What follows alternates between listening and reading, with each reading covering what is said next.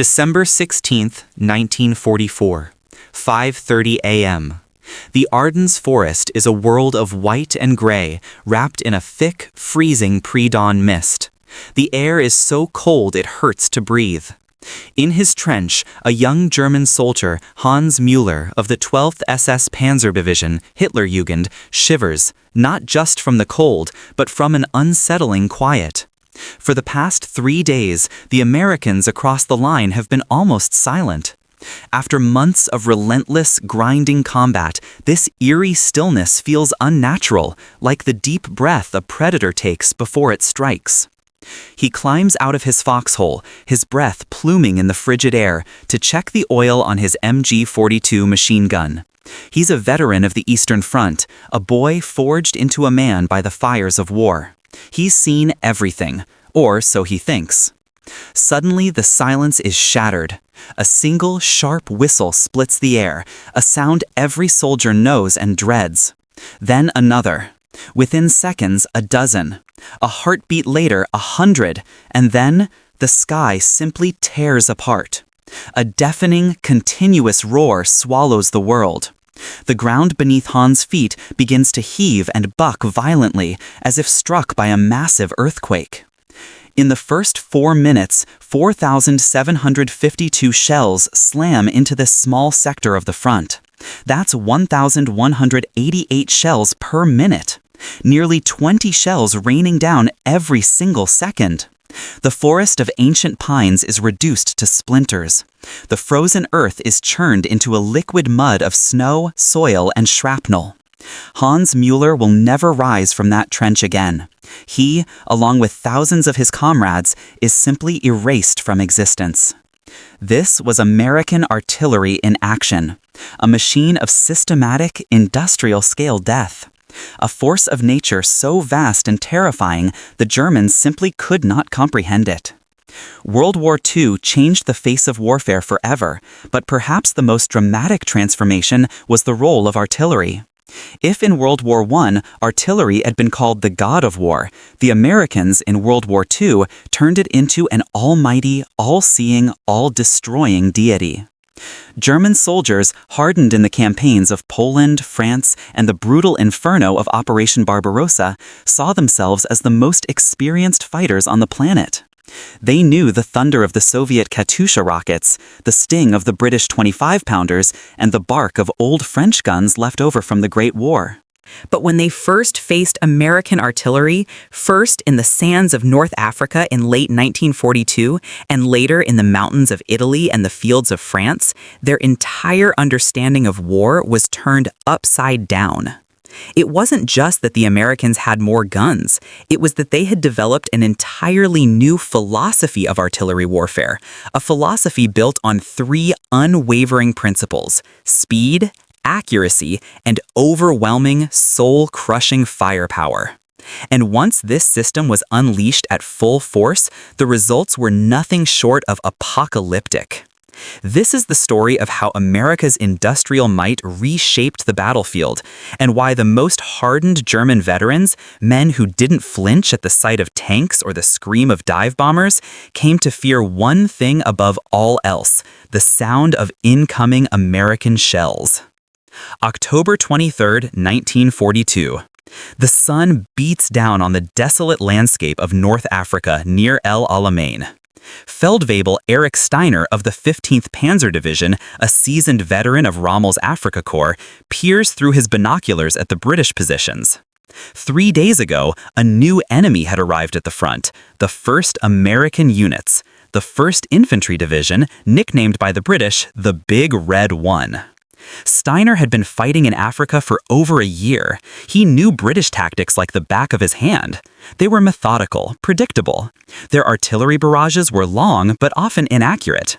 Their advances were slow. The Germans had learned to adapt. They dug their trenches deeper, built stronger bunkers, and simply waited out the shelling before launching their devastating counterattacks.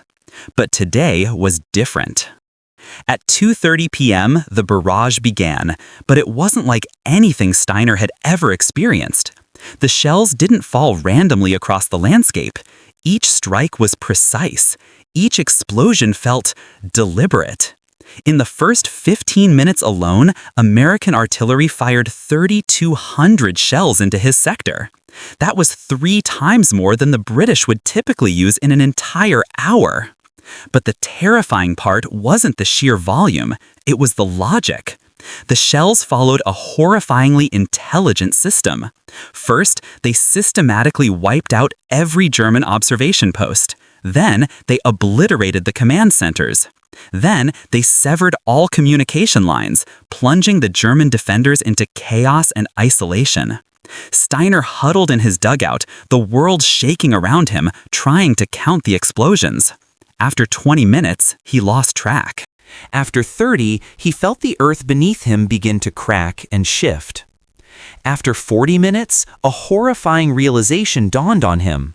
This wasn't just shelling, it was a system of annihilation. The Americans were using a new, terrifying tactic they called time on target. Instead of each gun firing as soon as it was ready, every single artillery battery in the sector calculated the precise flight time of its shells to the target. They then timed their firing so that every shell, from the guns closest to the guns farthest away, landed on the target at the exact same moment. The effect was horrific. There was no single warning whistle to give soldiers a second to dive for cover. There was only instantaneous, all-encompassing destruction. 100 shells arriving in the same single deafening instant. That day, Erich Steiner lost half his company without ever seeing an enemy soldier. But this was only the beginning. The Americans were just warming up. 2 weeks later, during Operation Torch, the American gunners unveiled another of their monsters. The 240mm M1 howitzer, a behemoth nicknamed Black Dragon. It was, quite simply, the most powerful mobile field gun in the world. A single one of its shells weighed 163 kilograms. That's 360 pounds. It left a crater 15 meters wide and 4 meters deep. When German patrols first saw the aftermath, they reported it as a direct hit from a heavy aerial bomb. The worst part? The Americans didn't have just 1 or 2. They had hundreds of these monsters, and behind them, tens of thousands of tons of ammunition. To truly understand why the Germans were so utterly stunned by American artillery, you have to look at the numbers, because the numbers tell a story of industrial power that defied belief. By 1943, at the absolute peak of production, American factories were churning out 5,000 heavy artillery shells per day. Let that sink in. That means a brand new, perfectly machined shell was rolling off an assembly line every 17 seconds, 24 hours a day, 7 days a week. The famous Chrysler plant in Detroit, which had once produced family cars, was now a fortress of war production, building M4 Sherman tanks. But a lesser-known fact is that the same plant was also producing 12,000 shells for the tank's 75mm gun every single day. Ford's legendary River Rouge plant transformed into a colossal ammunition factory. Imagine a conveyor line stretching for 3 kilometers, stamping out gleaming brass shell casings at a mind-boggling pace of 1 every 15 seconds. The majority of the workers were women, their husbands and sons away at the front. They proudly called themselves the Munition Girls. One of them, a 23-year-old from Kentucky named Rosie Monroe, set a plant record. In a single 8-hour shift, she personally inspected and finished 847 shell casings. Her photograph, wearing her iconic red bandana, became the symbol of America's unstoppable war industry, Rosie the Riveter. But producing the shells was only half the story. The other half was getting them to the front. The Americans revolutionized logistics on a scale the world had never seen. Their ammunition delivery system was so efficient, German intelligence simply refused to believe the reports. Mass-produced cargo vessels called Liberty ships, built at an astonishing rate of 3 per week, carried the ammunition across the Atlantic by the thousands of tons. Each ship could haul 10,000 tons of cargo. That's roughly 65,000 rounds of 155mm shells on a single vessel. Once on shore in Europe, the ammunition was loaded onto special trains. The Americans built 15,000 kilometers of new railway lines in Europe just for their own supply needs. These trains ran with the precision of a Swiss watch. Every 20 minutes, another massive convoy of shells would roll towards the front lines. The system was so robust, so flawlessly executed, that American artillery never once in the entire war ran out of ammunition, not once. Meanwhile, their German counterparts were often rationed to just 10 or 15 shells per gun per day. The result was a staggering disparity. An American gunner could fire at will, blanketing any suspected enemy position with impunity.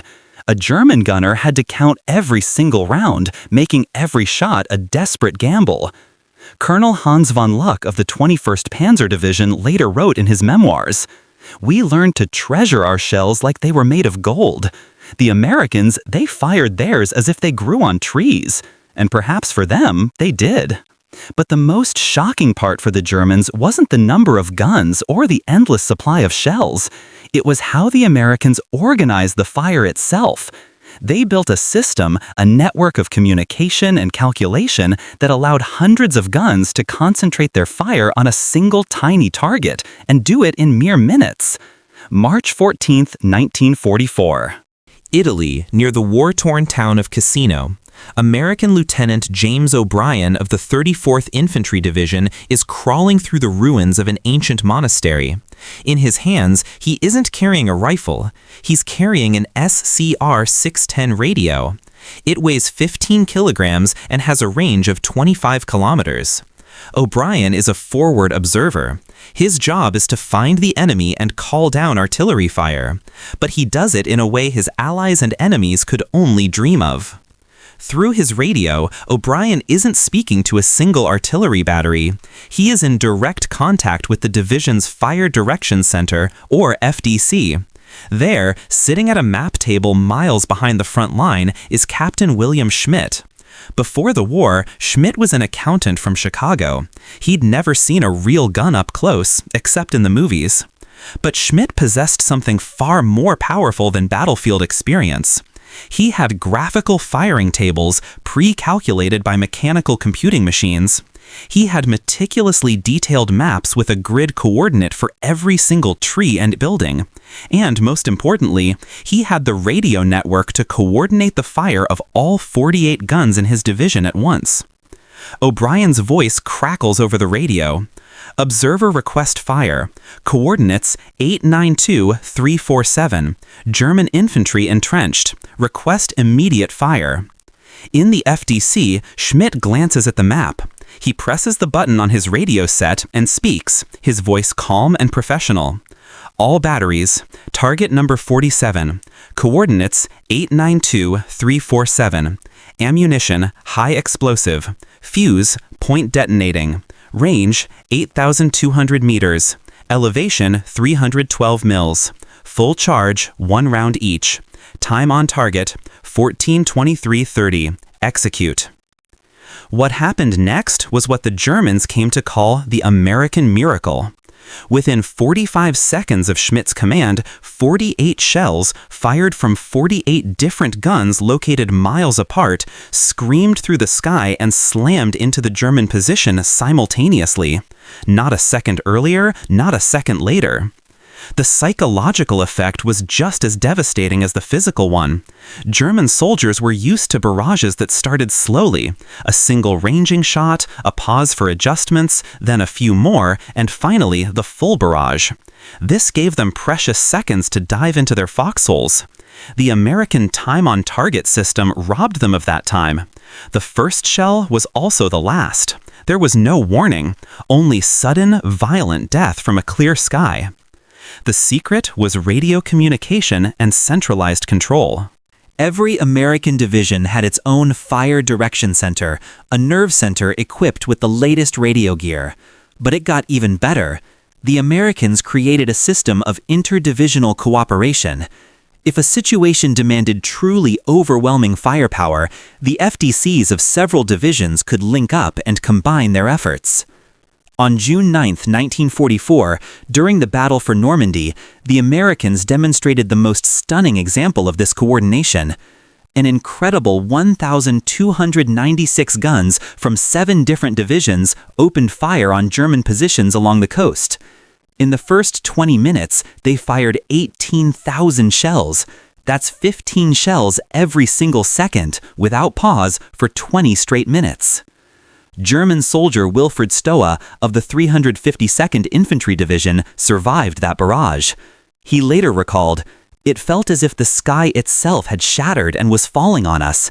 The noise was so immense that blood ran from my ears. The earth leapt up and down like a living creature.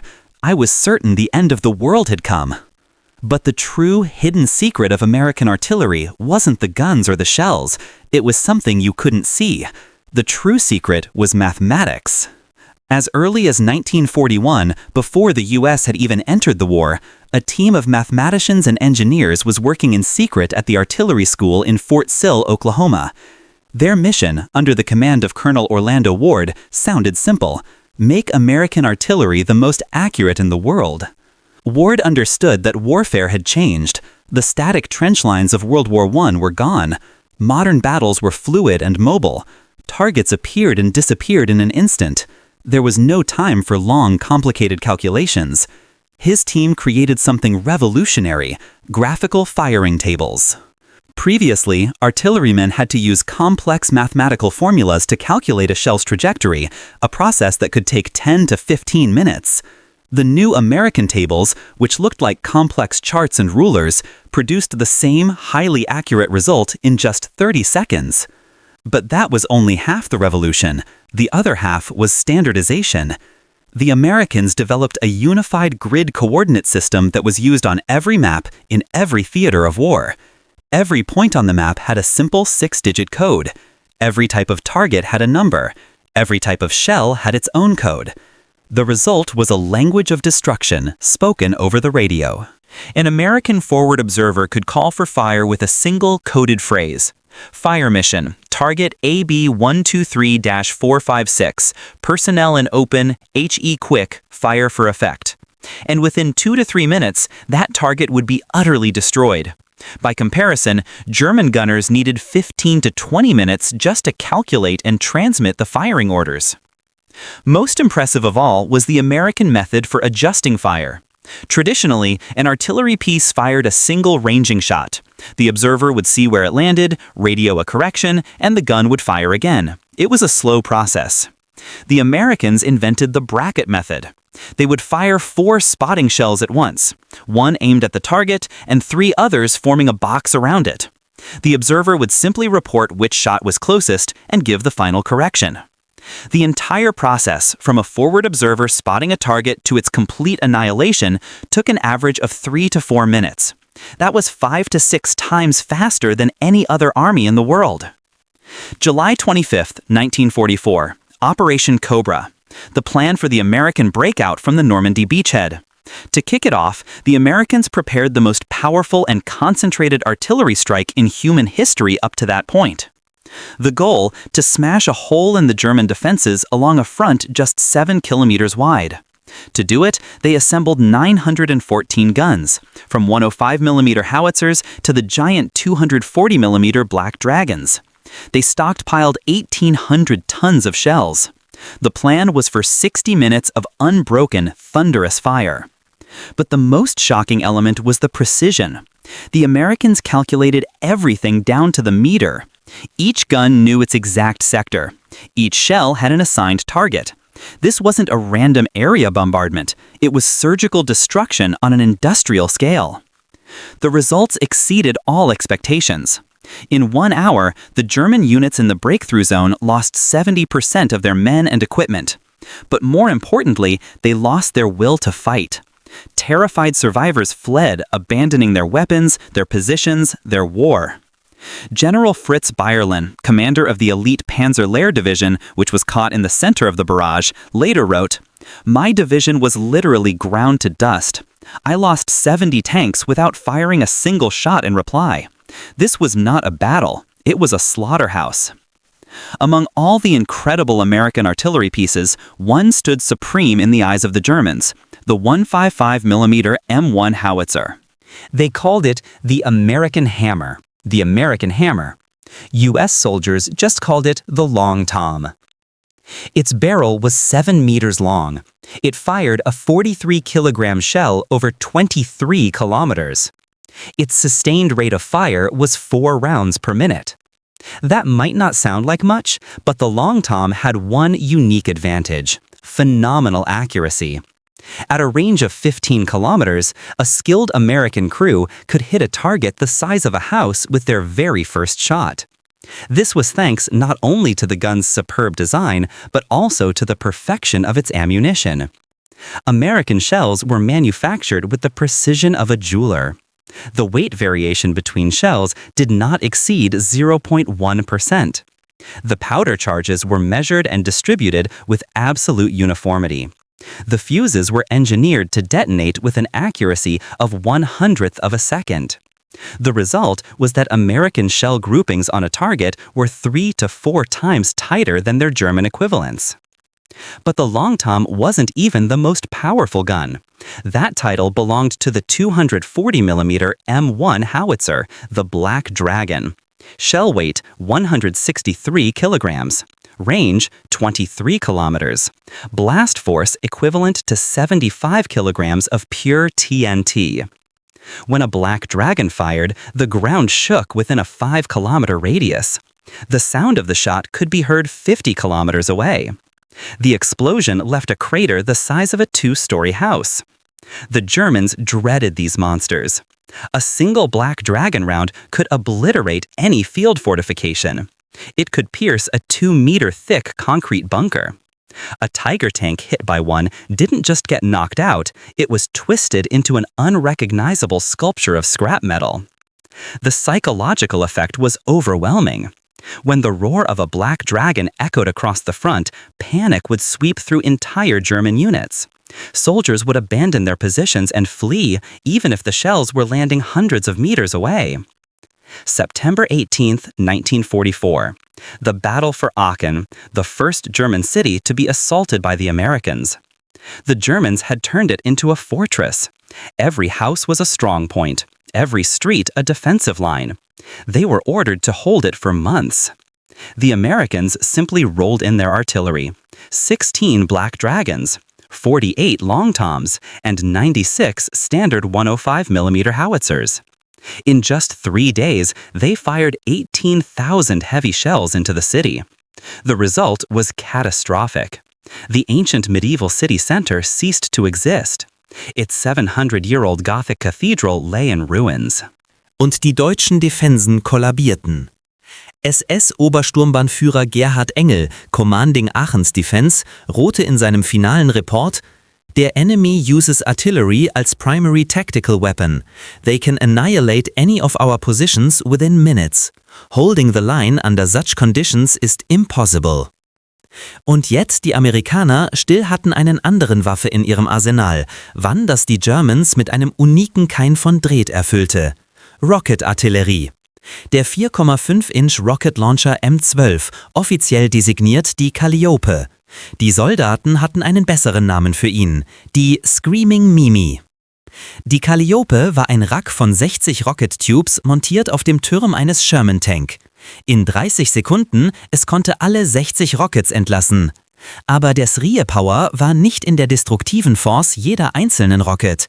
Es war in dem Sound. Wenn die Calliope feierte, sannen sie ihre Rockets mit einem distinktiven, horrorierenden Wehlensound, der audibel für 10 Kilometer war. Die Germans callten es die Stimme des Todes, the Voice of Death. One Calliope konnte saturieren einen Bereich der Größe eines Fußballfeldes in 1 Minute. Und die Amerikaner rätlich usten sie allein. Batterien von 12 bis 16 Launcher waren Standard. February 12, 1945, der Attack across the Rühr River.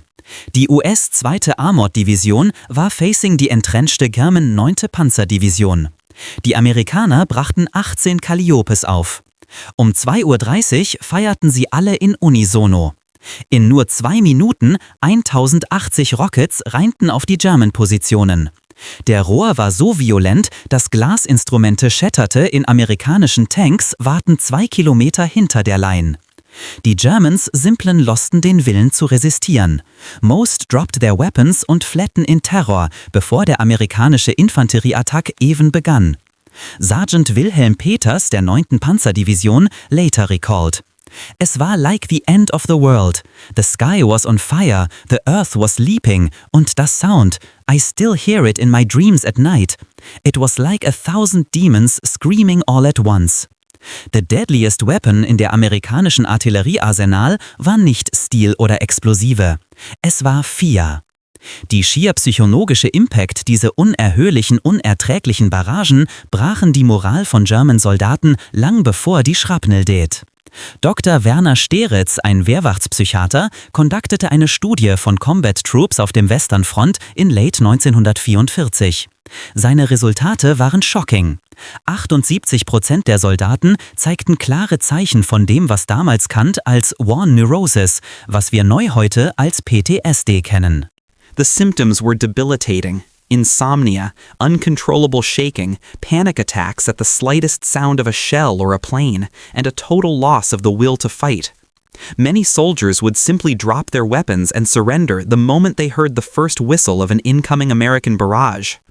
Sergeant Kurt Becker of the 276th Infantry Division recalled, "When the Americans started firing, I lost all control.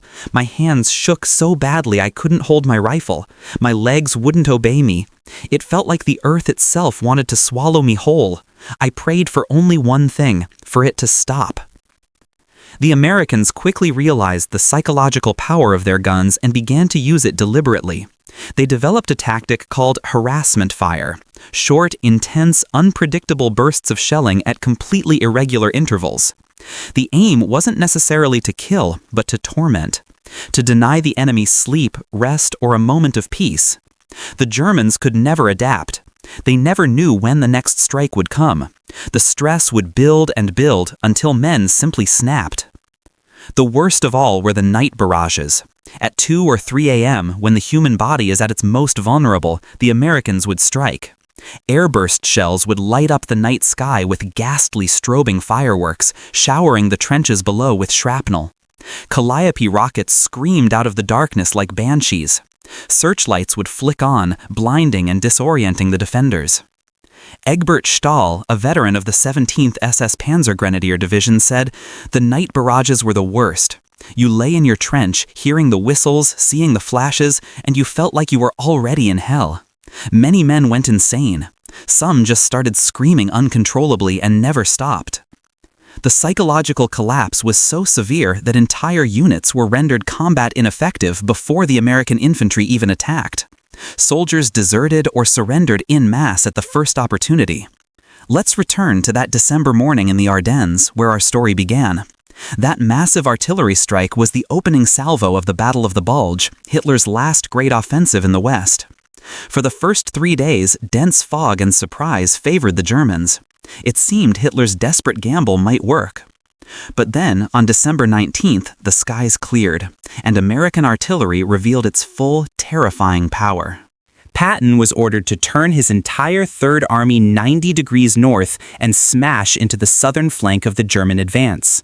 He was given 48 hours to redeploy 133,000 men and 800 vehicles. Any other army in the world would have needed weeks. The Americans did it in 36 hours, and it was artillery that made it possible. Patton had 432 guns of all calibers, and most importantly, a virtually unlimited supply of ammunition. While his infantry and armor raced north, his artillery paved their way. On December 22nd, the Third Army slammed into the German 5th Panzer Army near the besieged town of Bastogne. The Germans expected a slow, methodical assault. Instead, they were engulfed by an artillery hurricane. All 432 of Patton's guns opened up at once. In the first 30 minutes, they fired 12,000 shells. That's 400 shells a minute. Nearly 7 shells every second. SS Obersturmbannführer Joachim Peiper, commander of the lead German battle group, described it. The earth became hell. There were explosions everywhere, death everywhere. My tanks burned like candles. My soldiers went mad with terror.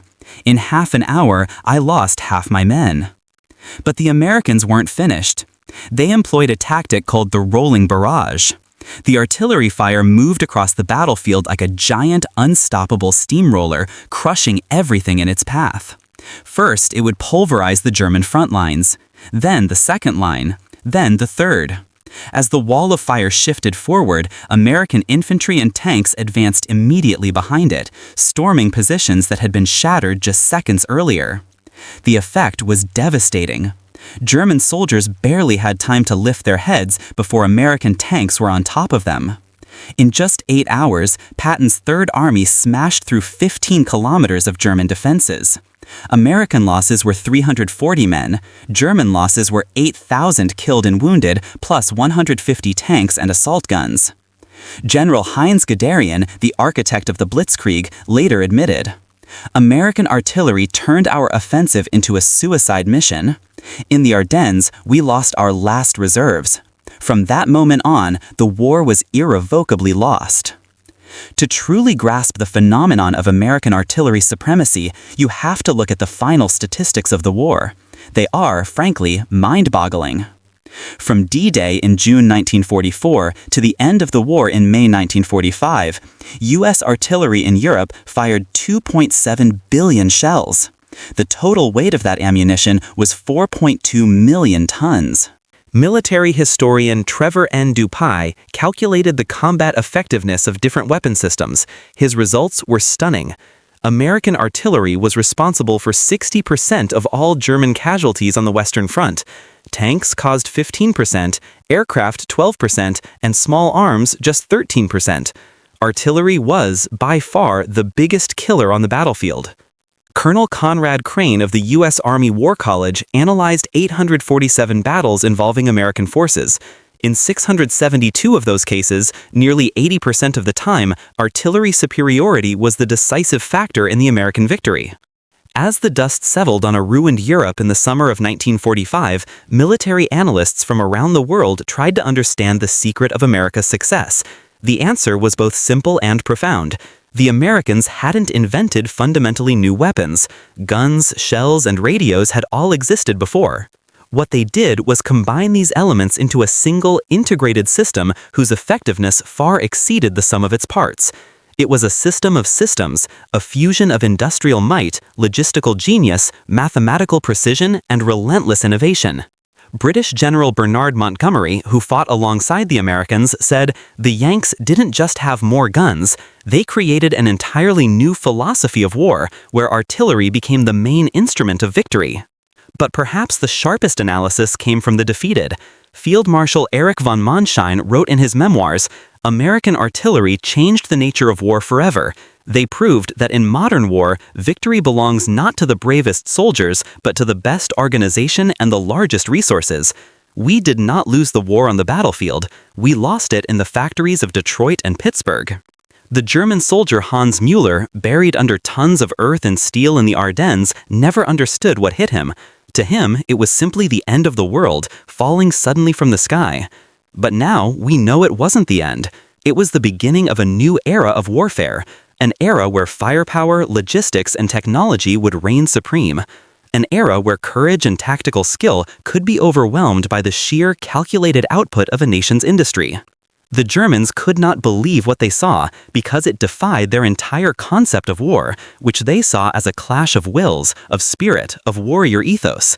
The Americans approached it as an industrial process, a problem to be solved with mass production and efficiency. American artillery became the emblem of this new age, an age where industry mattered more than tradition, organization more than individual skill, and systems more than heroes. It was not merely a bombardment that buried Hans Müller on that cold December morning. It was the birth of a new age of war, an age we still live in. American artillery didn't just help win the war, it rewrote the rules for all wars to come.